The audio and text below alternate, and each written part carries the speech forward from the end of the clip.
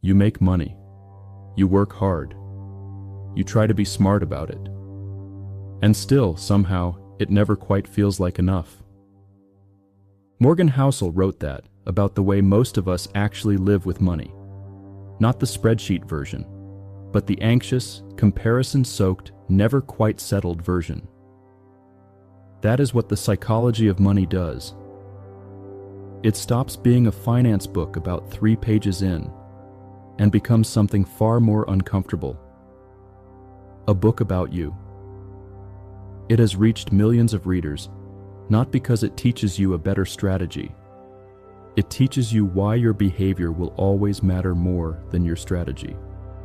These are the 5 most important lessons from the book, and why each one matters. Lesson 1. Doing well with money has almost nothing to do with how smart you are, and everything to do with how you behave. There was a janitor named Ronald Reed. He never earned a high salary. He drove used cars, lived quietly, and made no effort to impress anyone around him. When he died, people were stunned to discover he had accumulated over $8 million. No finance degree, no sophisticated strategy. Just patience, consistency, and the rare ability to do nothing when doing nothing was the right move.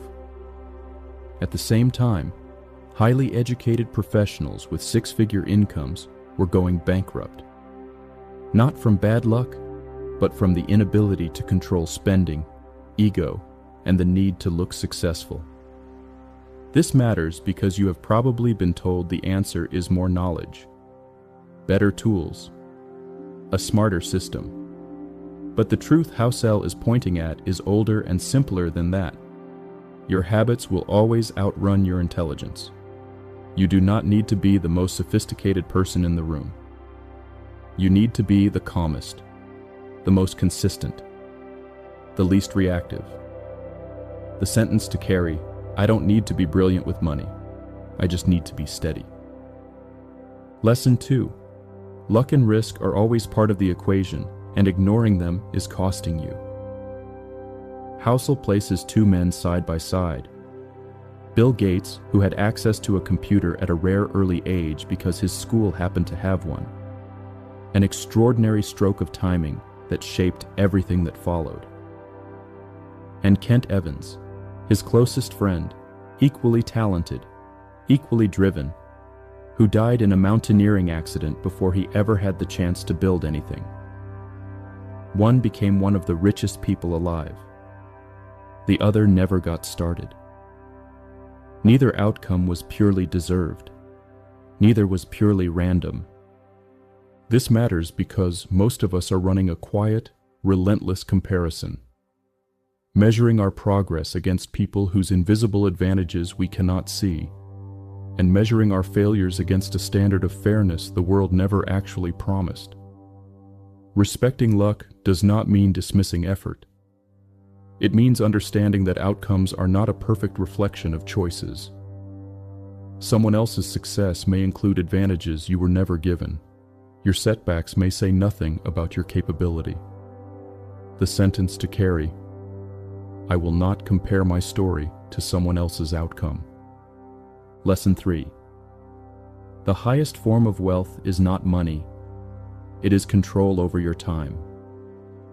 Housel describes people who look rich from the outside and are completely trapped, working jobs they cannot leave to maintain lifestyles they cannot afford to stop.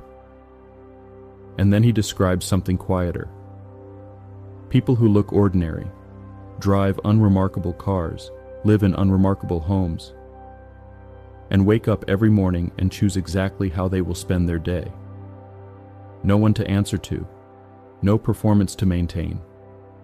Just the freedom, simple and total, to say yes to what matters and no to what doesn't.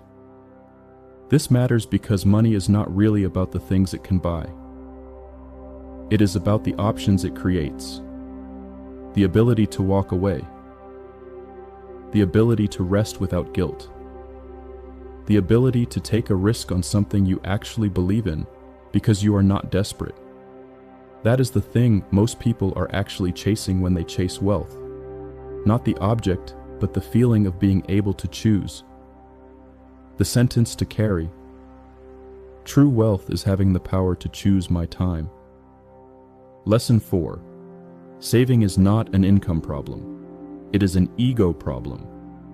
Housel makes an observation that lands quietly and then refuses to leave. When you spend money to signal success to others, you are giving away the very resource you are trying to signal. The person in the expensive car to impress strangers at a stoplight is in that moment trading security for approval from people who will never know their name. Social pressure makes this worse. The feed is curated. Everyone else appears to be living at a level just slightly above wherever you are. And every time you spend to close that gap, you are making a trade you may regret years from now. This matters because real financial confidence is not visible. It is not a watch or a holiday or a bag. It is the quiet, private knowledge that you are building something that will hold. The people accumulating genuine wealth are largely invisible. Not because they are hiding, but because they have stopped needing an audience. The sentence to carry: I don't need to show my success. I need to build it. Lesson 5. The most powerful force in building wealth is not timing. It is time. The Warren Buffett story is told constantly, but usually wrong. People talk about his intelligence, his discipline, his genius for picking companies. What Housel points out is something simpler and stranger. The overwhelming majority of Buffett's wealth arrived after his 60th birthday.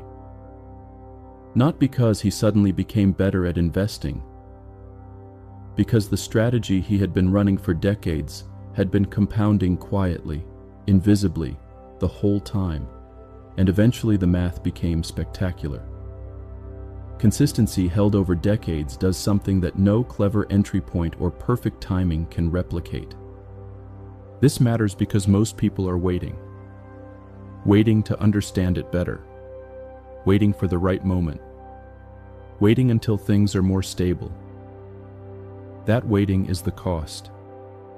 Not a dramatic cost, just the invisible, quiet cost of time not running. You do not need to predict anything. You do not need to get it perfect. You need to begin and then stay. The sentence to carry: I don't need perfect timing. I need time in the market. Here is what most people misread about this book. They think Housel is telling them to be more disciplined, to optimize harder, to finally get their financial act together. That is not it. What he is actually saying is that most financial mistakes are not made because people lack information. They are made because people are human, afraid, proud, impatient, and constantly watching what everyone else is doing. Once you accept that, the whole project shifts. You stop chasing a perfect strategy and start building systems that protect you from your own worst impulses. You become more honest about why you spend what you spend. And you stop running a race that was never actually yours to run. The goal was never to win. It was to build a life that feels like yours.